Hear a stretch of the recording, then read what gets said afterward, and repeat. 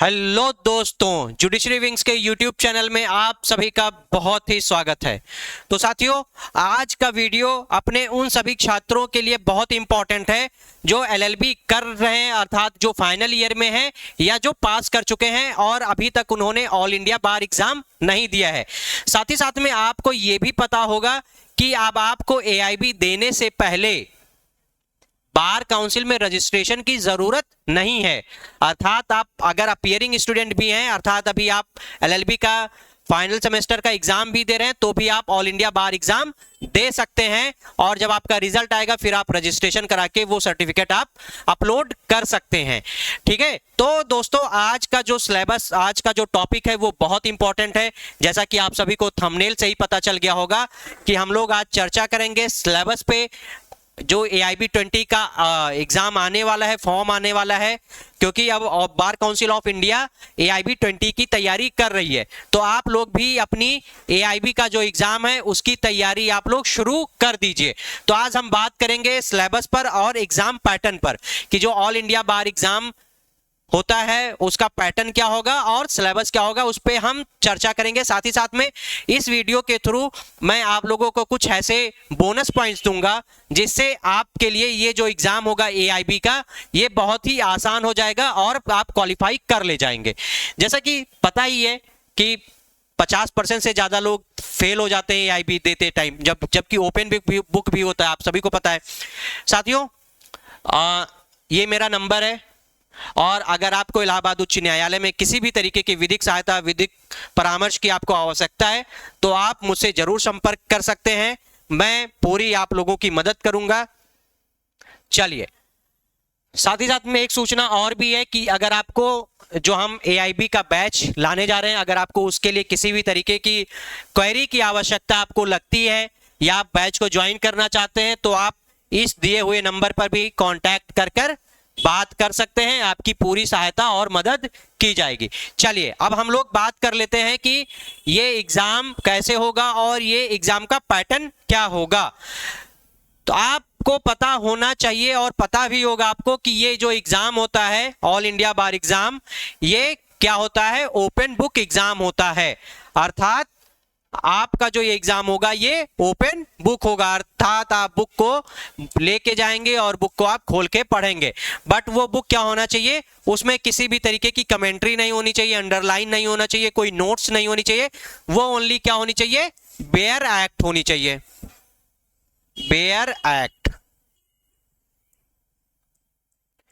क्या होनी चाहिए, बेयर एक्ट वो आपकी वो होनी चाहिए, कोई नोट्स वगैरह नहीं चलेगी। इसमें जो टोटल क्वेश्चंस आते हैं वो 100 क्वेश्चंस आते हैं और जितने भी क्वेश्चंस होते हैं वो कितने मार्क्स के होते हैं, 1 मार्क्स के होते हैं। तो आपके ये टोटल हो जाते हैं 100 मार्क्स के क्वेश्चंस हो जाते हैं, जिसमें से जनरल और ओबीसी कैटेगरी के लिए, जनरल और ओबीसी कैटेगरी के लिए आपको 45 नंबर लाने की आवश्यकता होती है और एससी एसटी कैटेगरी के लिए 40 नंबर पर्याप्त होता है उनके पास होने के लिए। अर्थात इसमें सिर्फ और सिर्फ आपका क्या दिखाया जाता है, आप पास हैं या फेल हैं। इसमें आपका किसी भी तरीके का परसेंटेज नहीं शो किया जाता कि आप 70%, 50%, 80%, ऐसा कुछ नहीं होता है। बस आपके रिजल्ट में या तो पास लिखा रहेगा या फेल लिखा रहेगा, दोनों में से एक लिखा रहेगा। तो आपको पास करना है, तो पास करने के लिए आपको आना होगा, हमारा वीडियो देखना होगा जो हम लोग सीरीज चलाएंगे। तो चलिए बात कर लेते हैं कि सिलेबस की हम चर्चा कर लेते हैं। सिलेबस में लगभग 27 से 28 सब्जेक्ट हैं और हम लोग पूरा डिटेल में उन सब्जेक्ट्स की चर्चा करेंगे कि कौन कौन से सब्जेक्ट्स आपके लिए बहुत ही ज्यादा फायदेमंद होंगे, जिनको पढ़ लेने मात्र से ही आपका एआईबी निकल जाएगा। आपको पूरा पढ़ने का जरूरत नहीं है कि आप पूरा 27-28 सब्जेक्ट्स पढ़ें या पूरी बेयर एक्ट पढ़ें। तो जो हम अभी तो यहाँ पे बात कर लेंगे कि जो आपके सब्जेक्ट्स हैं इंपॉर्टेंट हैं, जहां से आपको ज्यादा नंबर मिलेंगे, उसकी भी बात करेंगे। साथ ही साथ में डिटेल्ड सारे सिलेबस पर चर्चा कर लेंगे। तो आपका जो सबसे पहला सब्जेक्ट होता है वो आपका होता है कॉन्स्टिट्यूशनल लॉ, अर्थात कॉन्स्टिट्यूशन से क्वेश्चंस आते हैं और जो टोटल क्वेश्चन आता है इसमें 10 क्वेश्चन आता है। इसमें कितने क्वेश्चन आते हैं, टोटल 10 क्वेश्चन आते हैं। जो आपका दूसरा और सबसे मोस्ट इंपॉर्टेंट सब्जेक्ट है वो है आपका आईपीसी, आईपीसी, और आप सभी को पता है कि अब जब बीएनएस लागू हो गया है तो बीएनएस से भी क्वेश्चन आया है और बीएनएस भी सिलेबस में आपके मेंशन है। तो आईपीसी और बीएनएस मिला के आपके टोटल 8 क्वेश्चंस यहां पे बनते हैं। साथ ही साथ में जो सीआरपीसी में जब नई सीआरपीसी आई, जिसको हम लोग बीएनएसएस भी बोलते हैं, वहां से भी और पुरानी सीआरपीसी से टोटल कितने क्वेश्चंस आते हैं? 10 क्वेश्चन आते हैं। तो आप लोग जोड़ते रहिए, कितने क्वेश्चन हो गए यहाँ पे आपके? टोटल 28 क्वेश्चंस बन रहे हैं। आपको पाने कितने हैं? 45 आपको लाने हैं। तो कैसे 45 आएगा वो बताते हैं हम आपको। जो आपका चौथा इंपॉर्टेंट सब्जेक्ट है वो है सिविल प्रोसीजर कोड, अर्थात कोड ऑफ सिविल प्रोसीजर 1908। यहां से क्वेश्चंस आते हैं आपके 10। यहां से कितने क्वेश्चंस आते हैं आपके? 10 क्वेश्चन आते हैं सीपीसी से। देखिए, जितने भी एआईबी के अभी तक के एग्जाम हुए हैं और जितने भी क्वेश्चंस पूछे गए, सारे के सारे बेयर एक्ट बेस्ड क्वेश्चन होते हैं। तो आपको बेयर एक्ट पढ़ना है, किसी नोट्स वगैरह के चक्कर में नहीं पढ़ना है। जो हम आपको नोट्स प्रोवाइड कराएंगे, जो हम आपको वीडियोस देंगे, वो आपके लिए सफिशिएंट होगा, वो आपके लिए पर्याप्त होगा। मैं इसलिए कह रहा हूं कि आपको किसी भी अदर बुक की जरूरत नहीं है, क्योंकि किसी और बुक को पढ़ेंगे तो आप कहीं ना कहीं कंफ्यूज होते जाएंगे। तो हम लोग ऐसा सिलेबस के हिसाब से ऐसा कोर्स डिजाइन कर रहे हैं जिससे क्या होगा कि आपके लिए जो एआईबी का एग्जाम है ये पास करना बहुत ही आसान हो जाएगा और आप बिना बेयर एक्ट देखे भी एग्जाम को क्वालिफाई कर ले जाएंगे और आप चौड़े में एग्जाम देंगे बिना बेयर एक्ट खोले। आपको हमारा नोट्स और हमारे वीडियो के माध्यम से पर्याप्त आपको जानकारी हो जाएगी कि आप एआईबी क्वालिफाई कर ले जाए। आपका जो नेक्स्ट इंपॉर्टेंट सब्जेक्ट है वो है Indian evidence act Indian evidence act, और दूसरा क्या है आपका? बीएसए अर्थात भारतीय साक्ष्य अधिनियम 2025। इससे टोटल कितने क्वेश्चंस आ रहे हैं? 8 क्वेश्चंस आ रहे हैं। नेक्स्ट आपका क्वेश्चन सब्जेक्ट है अल्टरनेटिव डिस्प्यूट रेजोल्यूशन, जिसको हम लोग एडीआर भी बोलते हैं, जो बहुत ही बोरिंग सब्जेक्ट होता है। इससे आपके 4 क्वेश्चंस आते हैं। तो यहां पर हो गया 10 8 28, 28 8 36, सॉरी 38 8, 38 8 कितना हो गया? 46। तो यहां तक आपके 46 क्वेश्चंस हो गए। ठीक है, चलिए फैमिली लॉ आपका अगला सब्जेक्ट है। फैमिली लॉ को हम लोग सभी को पता है कि 2 टॉपिक आते हैं इसमें। पहला है आपका हिंदू लॉ और दूसरा क्या है आपका? मुस्लिम लॉ। दोनों मिला के आपके कितने क्वेश्चंस आते हैं? 8 क्वेश्चन आते हैं आपके यहां पर। नेक्स्ट आपका जो सब्जेक्ट है वो पीआईएल है, अर्थात पब्लिक इंटरेस्ट लिटिगेशन, जिसको हम लोग पीआईएल भी बोलते हैं। पीआईएल से टोटल आपके कितने सब्जेक्ट क्वेश्चंस आते हैं? 4 क्वेश्चंस आते हैं यहां पे। जो आपका 9th सब्जेक्ट होगा वो होगा एडमिनिस्ट्रेटिव लॉ। एडमिनिस्ट्रेटिव लॉ बहुत ही इंपॉर्टेंट होता है, कहीं ना कहीं ये कॉन्स्टिट्यूशनल लॉ का पार्ट होता है, लेकिन ये अलग से एक लॉ है। यहां से आपके 3 क्वेश्चंस आते हैं। ठीक है, अगर आपको कहीं भी किसी भी तरीके की दिक्कत होगी तो जो नंबर दिया हुआ है उस नंबर से आप लोग बात कर लीजिएगा। जितने भी आपकी कंफ्यूजन है वो आप लोग दूर कर लीजिएगा, क्योंकि ये वीडियो उन सभी छात्रों के लिए इंपॉर्टेंट है जो कहीं ना कहीं ऑल इंडिया बार एग्जाम क्वालिफाई करना चाहते हैं। क्योंकि आप सभी को पता है कि 3 ईयर प्रैक्टिस अब आपको कंपलसरी हो गया है फॉर जुडिशरी एग्जाम्स। तो आपको अब अपनी तैयारी के साथ साथ में रजिस्ट्रेशन भी कराना होगा, ऑल इंडिया बार एग्जाम भी देना होगा। तो आप सभी के लिए ये कंपलसरी हो गया है। तो आपके लिए बहुत बड़ी बात नहीं है, आप लोग इसको पढ़ेंगे तो आराम से क्वालिफाई कर ले जाएंगे। नेक्स्ट आपका जो टॉपिक है वो है प्रोफेशनल इथिक्स। प्रोफेशनल इथिक्स अर्थात जो आप एडवोकेट्स बनेंगे तो उसके क्या क्या इथिक्स होते हैं, प्रोफेशनल क्या क्या इथिक्स होते हैं आपके क्लाइंट्स के साथ में, आपके कोर्ट्स में, है ना। ये क्या इथिक्स होता है आपका, कैसा व्यवहार होना चाहिए, आचरण व्यवहार, ये सारा जो है वो आपका प्रोफेशनल इथिक्स बात करता है, जो टोटल 4 क्वेश्चंस लेके आता है, अर्थात 4 नंबर लेके आता है। बहुत इजी है। नेक्स्ट आपका जो सब्जेक्ट है वो है आपका कंपनी लॉ।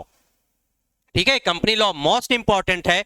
बस यहां से 2 ही आते हैं क्वेश्चंस। ठीक है, बट आपको इतना शॉर्ट ट्रिक दे, मतलब शॉर्ट ट्रिक के साथ बताया जाएगा कि आपके लिए ये सारे सब्जेक्ट्स बहुत ही आसान लगेंगे। नेक्स्ट आपका टॉपिक है इन्वायरमेंटल लॉ, पर्यावरण विधि, जिसमें आपके 2 क्वेश्चन आएंगे। साइबर लॉ से 2 क्वेश्चन आएंगे। नेक्स्ट आपका टॉपिक आ जाएगा labour law plus industrial law, इससे टोटल 4 क्वेश्चन आएंगे, अर्थात 2 लेबर लॉ से क्वेश्चन आएगा और 2 इंडस्ट्रियल लॉ से क्वेश्चन आएगा। देखिए EIP ने सब कुछ क्या करके रखा है, डिस्क्राइब करके रखा है, तो आपको कहीं भी दिक्कत नहीं आएगी। नेक्स्ट आपका जो टॉपिक होगा वो लॉ ऑफ टॉर्ट होगा, उसके साथ में मोटर व्हीकल एक्ट अर्थात MV एक्ट होगा, कंज्यूमर प्रोटेक्शन लॉ होगा इसके साथ में, और यहां से टोटल कितने क्वेश्चंस आएंगे, 5 क्वेश्चंस आपके बनेंगे। जो आपका नेक्स्ट क्वेश्चन होगा वो होगा टैक्सेशन लॉ से। किससे होगा, टैक्सेशन लॉ से। तो टैक्सेशन लॉ से आपके टोटल कितने क्वेश्चंस आ रहे हैं, 4 क्वेश्चन आ रहे हैं। ठीक है, समझ में आई यहां तक बात, कोई दिक्कत तो नहीं है। अगर आप लोगों को किसी भी तरीके की दिक्कत है तो कमेंट के थ्रू आप लोग बता सकते हैं। साथ ही साथ में वीडियो आप उन सभी दोस्तों के साथ में शेयर कर दीजिए। अब जो बोनस की बात थी, बोनस टिप की बात थी, वो बोनस की टिप मैं आपको दे दूंगा, ठीक है। और साथ ही साथ में मैं आपको एक रणनीति भी बताऊंगा बोनस टिप के रूप में कि आपके लिए कैसी रणनीति हम लोग बनाएंगे और कैसी रणनीति आप लोग बनाएं। तो हमारा आपका दोनों का रणनीति रहेगा, जिससे आपके लिए ये एग्जाम बहुत ही आसान हो जाएगा। ठीक है, आप सभी को पता है कि ऑल इंडिया बार एग्जाम देते समय जब रिजल्ट आता है तो 50 to 55% स्टूडेंट्स क्या हो जाते हैं, फेल हो जाते हैं। वो क्यों फेल हो जाते हैं उसके लिए मैं यहां पर बात करूंगा। नेक्स्ट आपका टॉपिक है कॉन्ट्रैक्ट लॉ, SRA और NI एक्ट। ये तीनों सब्जेक्ट मिला के टोटल 8 क्वेश्चन आते हैं।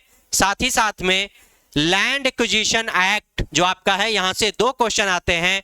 IP लॉ से अर्थात इंटेलेक्चुअल प्रॉपर्टी लॉ से आपके 2 क्वेश्चन आते हैं। और ये सारे क्वेश्चन मिलके कितने क्वेश्चन बन जाते हैं, 100 क्वेश्चन बन जाते हैं, अर्थात 100 या 100 मार्क्स के आपके क्वेश्चन आते हैं, जिसमें आपको 45 लाना होता है। आप लोग 45 का ही टारगेट रखिए, क्योंकि इसमें रैंकिंग वगैरह तो आती नहीं ना कि एक रैंक 1 रैंक 2 ऐसा कुछ आता नहीं। इसमें पास फेल होता है, तो बस पास फेल ही होना है। आपको उतना ही पढ़ना है जितना आपको पास होने के लिए जरूरत है। आपको ज्यादा इसमें दिमाग उमाग लगाने की जरूरत नहीं है। चलिए, जो रणनीति की बात थी वो रणनीति की हम लोग अब बात कर लेते हैं। देखिए, जो आपका ये एग्जाम होता है ये बेयर एक्ट बेस्ड होता है। क्या होता है, बेयर एक्ट बेस्ड एग्जाम होता है ये आपका, ठीक है। तो इसके लिए आपको जो मदद करेगा वो बेयर एक्ट करेगा। इतने सारे लॉ हैं, अगर आप काउंट करेंगे एक एक लॉ तो आपके लगभग 26-27 प्लस लॉ हैं। लेकिन आपके काम के लिए आपको 45 क्वेश्चन लाने के लिए क्या क्या पढ़ना रहेगा, आपको कॉन्स्टिट्यूशन पढ़ना रहेगा, IPC हो गया प्लस BNS हो गया, ठीक है, CRPC हो गया प्लस BNSS हो गया, प्लस क्या हो गया आपका CPC हो गया, उसके बाद में BSA plus Indian evidence act, ये हो गया। और क्या रहेगा आपका, एक और ले लीजिए, फैमिली लॉ ले लीजिए, ठीक है। फैमिली लॉ भी बहुत आसान है, इतने में ही आपका क्वालिफाई हो जाएगा, ठीक है। इतने ही आपको पढ़ने रहेंगे। जब मैं पढ़ाऊंगा तो मैं पूरा पढ़ाऊंगा और आपके लिए वो बहुत ही फायदेमंद होगा। आपका जो ऑल इंडिया बार एग्जाम होगा उसके लिए बहुत ही महत्वपूर्ण होगा। तो आपको क्या पढ़ना है, देखिए पूरा डिटेल्ड में नहीं पढ़ना है कुछ भी, क्योंकि आप किस एग्जाम की तैयारी कर रहे हैं, आप ऑल इंडिया बार एग्जाम की तैयारी कर रहे हैं। जैसे सबको पता है कि इस बार जुडिशरी में भी लागू हो गया है, तो आपको पास करना ही है किसी भी हाल में, ठीक है। तो बेयर एक्ट में ज्यादा, इसमें आपको जो क्वेश्चंस आते हैं वो कहां से आते हैं, इंडेक्स से आते हैं। क्वेश्चंस आपके कहां से आते हैं, इंडेक्स से ज्यादा क्वेश्चन आते हैं, या जो टाइटल होता है किसी भी सेक्शन का वहां से ज्यादा क्वेश्चन आता है, और उसके बाद अंदर से भी क्वेश्चन आता है। कोई दिक्कत है आपको, बताइए, है कोई दिक्कत? अरे है तो बताइए। ठीक है, तो इंडेक्स से, ये पूरा इंडेक्स से क्वेश्चन आता है, लेकिन ये 50-50 का रेशियो होता है। 50-50 अर्थात 50% आपका इंडेक्स से आएगा और 50% आपका अंदर से आएगा जो बेयरैक में रहता है। तो हम जो यहाँ पर जो हमारी क्लासेस होंगी ऑल इंडिया बार एग्जाम को लेके, वो आपको हम पूरी की जो हमारी वीडियो बनेंगी वो पूरा का पूरा बेयरैक बेस्ड होगा। हम आपको एक शॉर्ट नोट्स देंगे, हर एक सब्जेक्ट का टॉपिक वाइज देंगे, और एक कंपाइलेशन होगा पूरा का पूरा लॉ का, जो आपका 100 पेज के अंदर ही होगा, और वो आपके जो ये एग्जाम होगा उसके लिए सफिशिएंट होगा।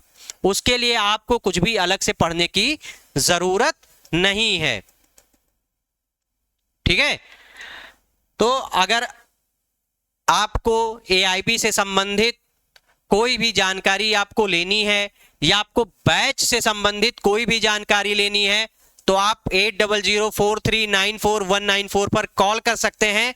हमारी पूरी टीम और मैं स्वयं आपके लिए 24 घंटे उपलब्ध हूं। बस रात के समय नहीं, रात में सोने का समय दीजिए, और कॉल अगर रिसीव नहीं होता है तो आप व्हाट्सएप पे मैसेज कर दीजिए, है ना, क्योंकि हम लोग सभी लोग आप ही लोगों के लिए हैं और अपने लिए भी हैं। तो आपके लिए जीते हैं, फिर अपने लिए जीते हैं। ठीक है, तो अगर किसी को कोई भी तरीके की दिक्कत हो रही है, बैच को ज्वाइन करना चाहते हैं, अपने दोस्तों के साथ में शेयर करना चाहते हैं, तो इस नंबर पे उनकी बात करा दीजिए, खुद बात कर लीजिए, हम लोग आपकी पूरी मदद करेंगे। बहुत बहुत धन्यवाद, और वीडियो को आप लोग शेयर कर दीजिए, तुरंत शेयर करिए।